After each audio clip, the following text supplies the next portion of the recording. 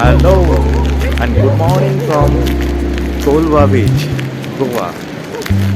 এখন ঘড়িতে সকাল 7টা আর আমি আছি এখন কোলভা বিচ, গোয়া। নাজারা দেখুন, এটা সুবিস্তীর্ণ বিচ, সুবিস্তীর্ণ বিচ। গোয়ার সব থেকে বড় বিচ হচ্ছে, সবই হচ্ছে সাউথ গোয়ায়। আর সাউথ গোয়ার একটা অন্যতম বিচ, অন্যতম লং বিচ হচ্ছে কোলভা বিচ।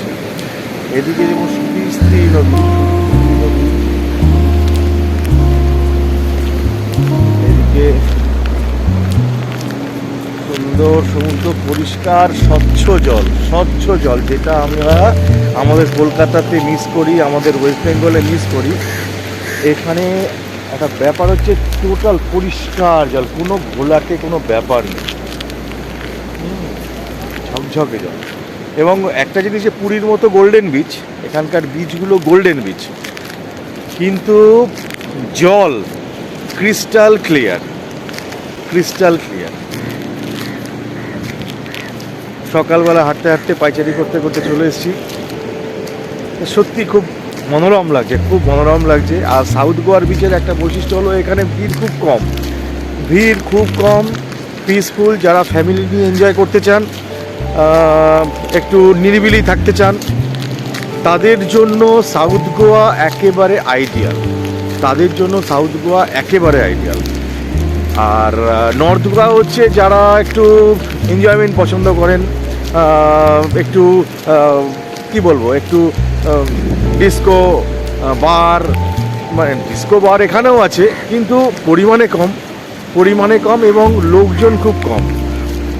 এইটাই এখানকার বিশেষত্ব। এবং বিচ ফাঁকা বিচ, আপনি এনজয় করুন, কেউ কিছু বলার নেই। এবং এখানে একটা জিনিস, যে এখানকার যারা কোস্টগার্ড যারা আছে, প্রত্যেকটা বিচে কোস্টগার্ডের সংখ্যা প্রচুর। এবং ওরা এই যে টাওয়ারগুলো, এই যে পিছনে দেখা যাচ্ছে টাওয়ারগুলো আছে, এখান থেকে ওরা কন্টিনিউ ওয়াচ করছে। ওরা গাড়ি নিয়ে টাওয়াল দিচ্ছে এখানে, যে কোনো ট্যুরিস্ট এগিয়ে যাচ্ছে, তো কোনো বিপদ হয়েছে কি না হয়েছে, ওরা টোটালটা টেক কেয়ার করছে সব সময়। এটা দেখার বিষয় একদম। এইটা হচ্ছে ট্যুরিস্ট সেফটির দিক দিয়ে এরা কোনো রকম খামতি ছাড়ছে না, এইটা বলার। যাই হোক, দেখতে থাকুন আমার সাথে আমার চ্যানেল খেয়ালি মন। কোলভা বিচে সুন্দর জায়গা, মানে পুরো একটা ছবিও তুলে নিচ্ছে। বাহ, দুর্ধর্ষ ফ্রেম, কি অসাধারণ frame.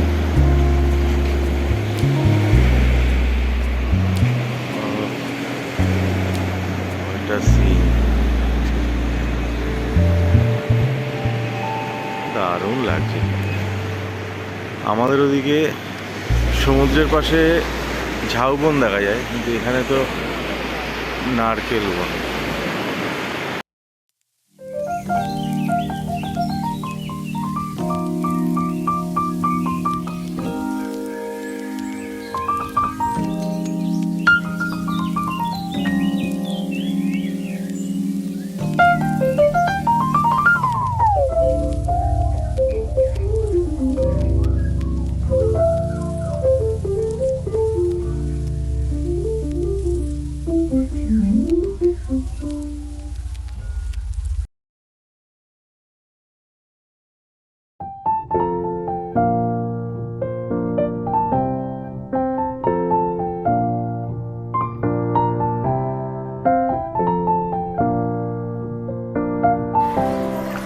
Welcome and another good morning from Goa.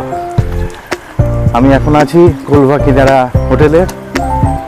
এখন সকালের ব্রেকফাস্ট করলাম, ব্রেকফাস্ট করে এখন আমাদের সাইট সিন শুরু হবে। সাইট সিনের জন্য বাস অলরেডি এসে গেছে, তা বেরোবো। দেখি, সকাল থেকে টানা বৃষ্টি, সকাল থেকে রাতে প্রচুর বৃষ্টি হয়েছে। তা সকাল থেকে তো ভাবছিলাম যে মনে হয় করাই যাবে না, তা যাই হোক দেখা যাক। এখন বৃষ্টিটা একটু ধরেছে, তা এখন বেরোচ্ছি বাস এসে গেছে, এই যে এখানে আমার বাস দাঁড়িয়ে আছে ট্রাভেলের। দেখা যাক, আস্তে আস্তে বেরোই। যদি যদি ভাগ্য ভালো থাকে, আকাশটা একটু ক্লিয়ার দেয়, সাইট সিনগুলো করতে হবে। আমরা এখন যাব সাউথ গোয়া থেকে নর্থ গোয়া। নর্থ গোয়ার যে সাইট সিনগুলো আছে সেই সাইট সিনগুলো আমরা একটু করবো। হ্যাঁ, দেখা যাক, সাথে থাকুন আমার। Okay bye. इंडियन मैप पे देखेंगे तो हम लोग पश्चिमी तट में दक्षिण में लोकेटेड एक छोटे से राज्य में जिस राज्य का नाम, जिस स्टेट का नाम गोवा डिक्लेयर किया गया। कभी सुना है पहले गोवा, दमन एंड दीव कहा जाता? तो exactly what is that? Goa, Daman and Diu, this two places are ruled by Portuguese. या ब्रिटिश नहीं थे, या पोर्चुगीज थे। इतिहास गवाह है, 2 आदमी निकले थे यूरोप से। एक बंदे का नाम था क्रिस्टोफर कोलंबस, दूसरे बंदे का नाम था वास्को दा गामा। अब ये 2 निकले, एक बंदा पहुंच गया यूएस से, दूसरा बंदा वास्को दा गामा निकला यूरोप से, वो पहुंच गया जाकर मोज़ाम्बिक, अफ्रीका।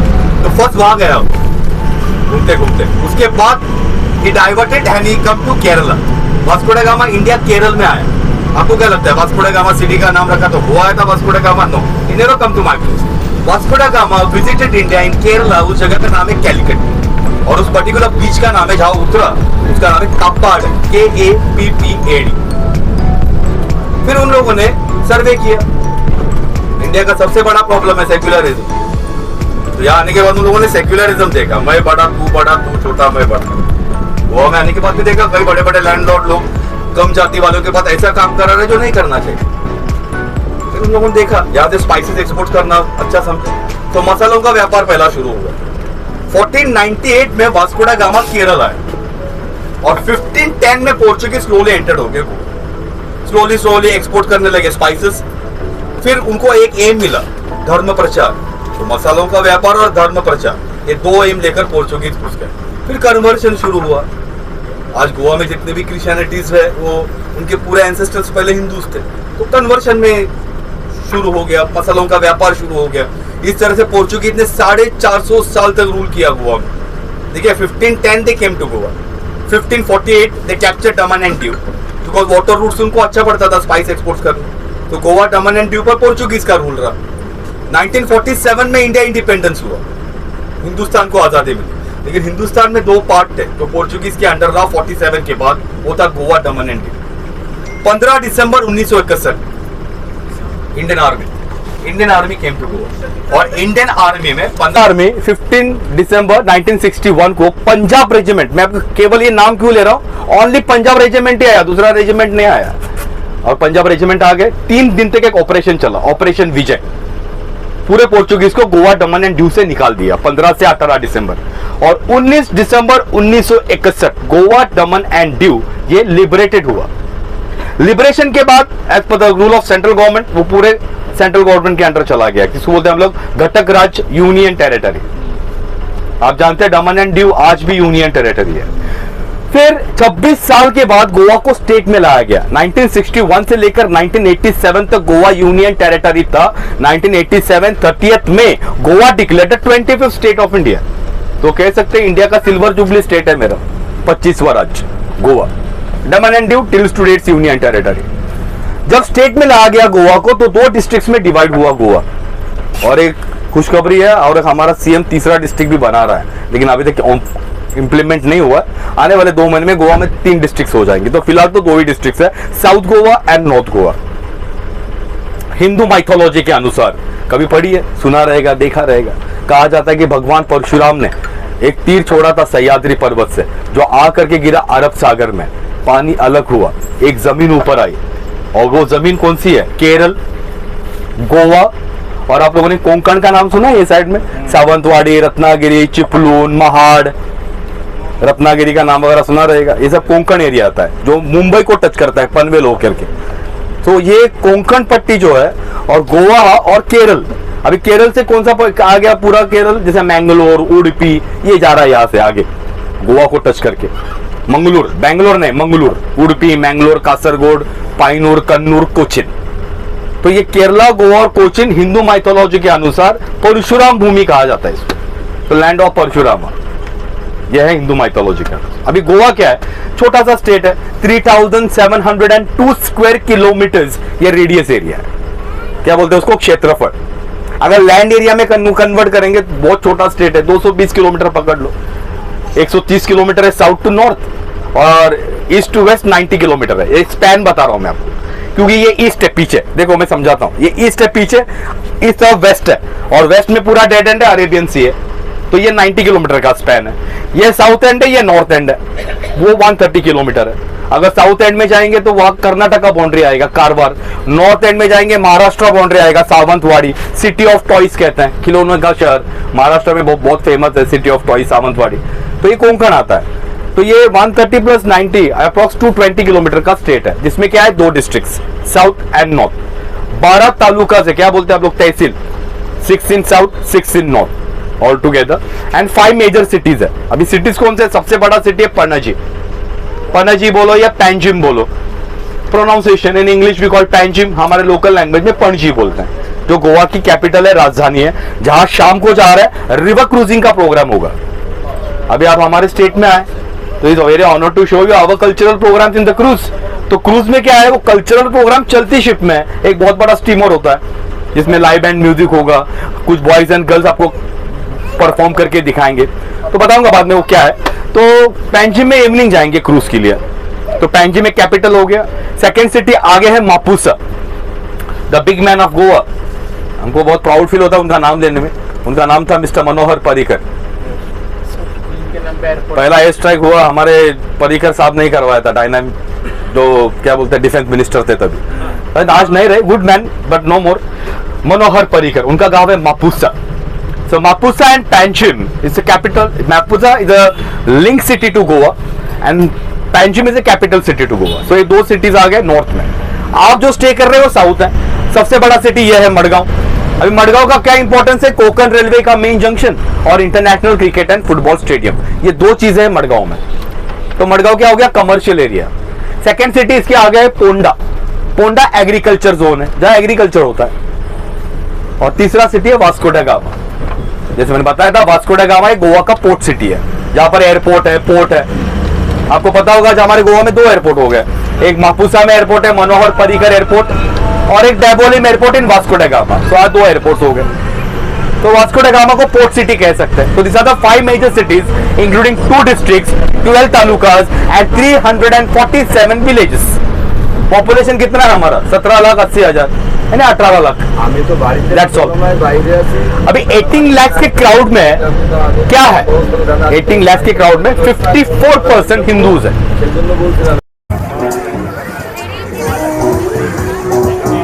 बागा बीचेर एंट्रेंस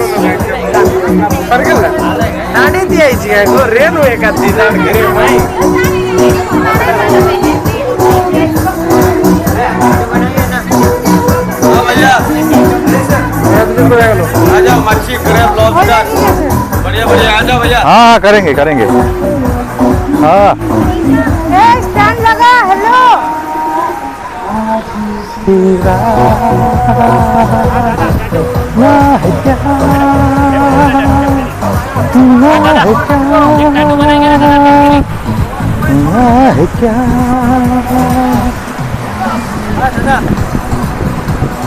टेम्पररी टैटू अच्छे बाद में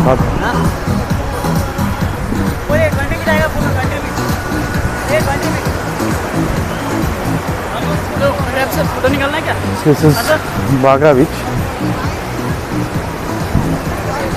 Just নাজারা দেখ, নাজারা। এখান থেকে একটা গোয়ার ভাইব শুরু হচ্ছে। This is the vibe.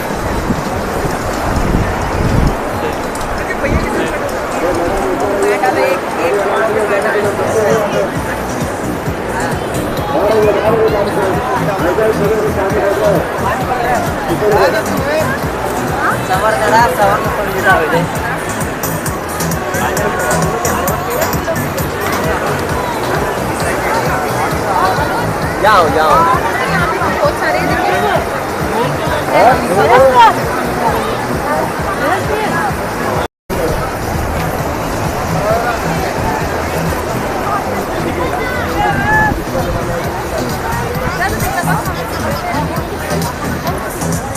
Just বাগা বিচে আমরা এনজয় করছি। সামনে ওখানে মিউজিক চলছে, স্যাকগুলো আছে, এখন অফ টাইম আছে তাই সমস্ত স্যাকগুলো এখনো চলছে না। তো এখানে বিচের পাশ দিয়ে পুরো পুরো স্যাক রয়েছে।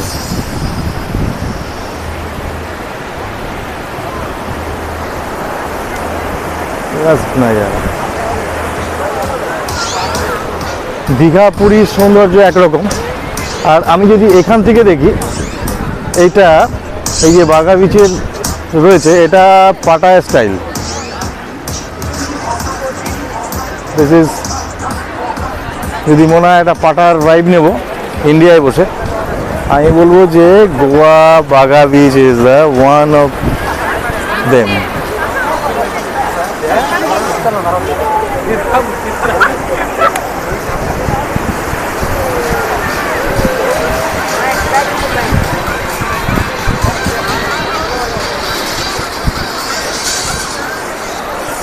সবাই এনজয় ব্যস্ত।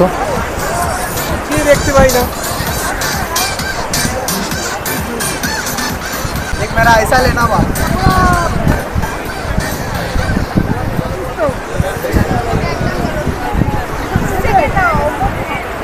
এখন রেনি সিজন আছে তো এখানে প্রচুর ওয়াটার অ্যাক্টিভিটিস থাকে, প্রচুর।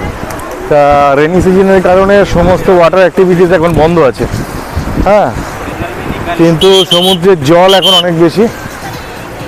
সবসময় কোস্টলাইন সব গার্ডরা রয়েছে, এরা একদম সুন্দরভাবে সব টেক কেয়ার করছে, হ্যাঁ, কারণ জলে এখন ঢেউ একটু বেশি আছে, সে কারণে মানে সেরকম স্নান করার ক্ষেত্রে নিষেধাজ্ঞা নেই, কিন্তু ওরা একটু বেশি দূরে যাওয়ার ব্যাপারে খুব সন্দিহান, মানে ওরা কাউকে যেতে দিচ্ছে না, খুব কেয়ার করছে। এখানেই একটা স্যাকে ইচ্ছা আছে বসার, বসবো, একটু এনজয় করব। এটা বাঘা বিচের সেই ফেমাস ব্রিস্টো নামের যে স্যাকটা ছিল সেটা।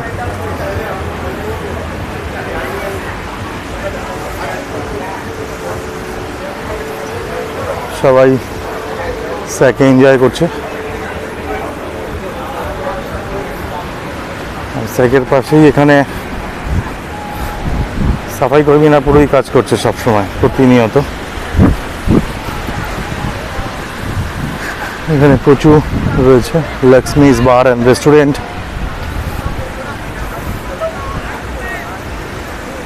और इधर चल रहा है ये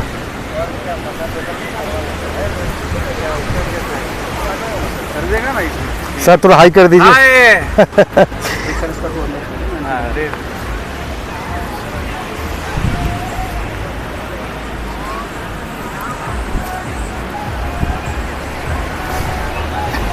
Total full of entertainment.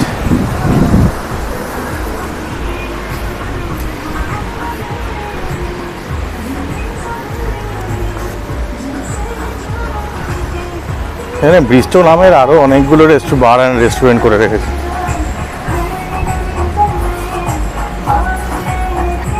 কোনটা অরিজিনাল জানি না, কিন্তু ওইটাই আগে যেটা দেখালাম ওইটাই।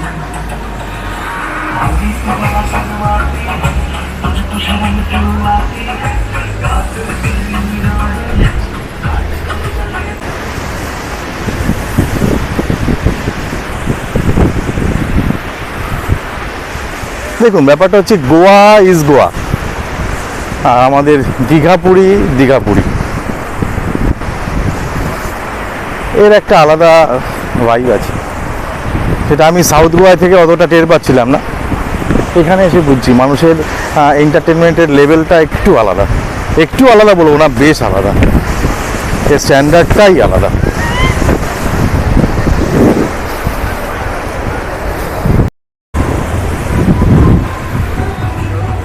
বিশাল বিচ,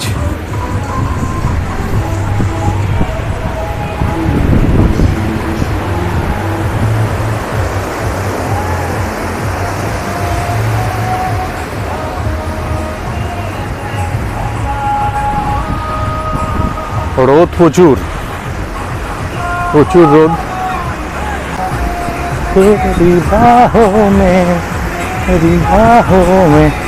এখানে এই ছোট্ট পাহাড়টার সাথে সমুদ্রটা অসাধারণ লাগছে, জাস্ট অসাধারণ লাগছে। উপরে একটা কটেজও রয়েছে।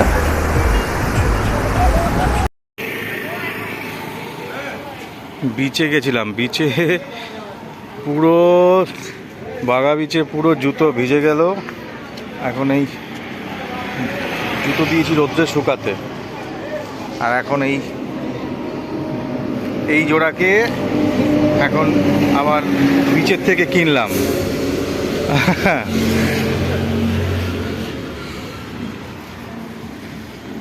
একজন বিদেশি নিয়ে যাচ্ছেন। বাবা তাড়াতাড়ি শুকা, করতে হবে। শুয়ের অবস্থা পুরো ভিজে চপচপ চপচপ করছে। এই বিচের থেকে বেরিয়ে এসে এখানে এলাম, এই রেস্টুরেন্টে একটু খাওয়া দাওয়া করলাম, লাঞ্চ। এটা হচ্ছে বাগা বিচের পার্কিং, বাগা বিচের পার্কিংয়ে আছি আমি, পার্কিংয়ের পাশে।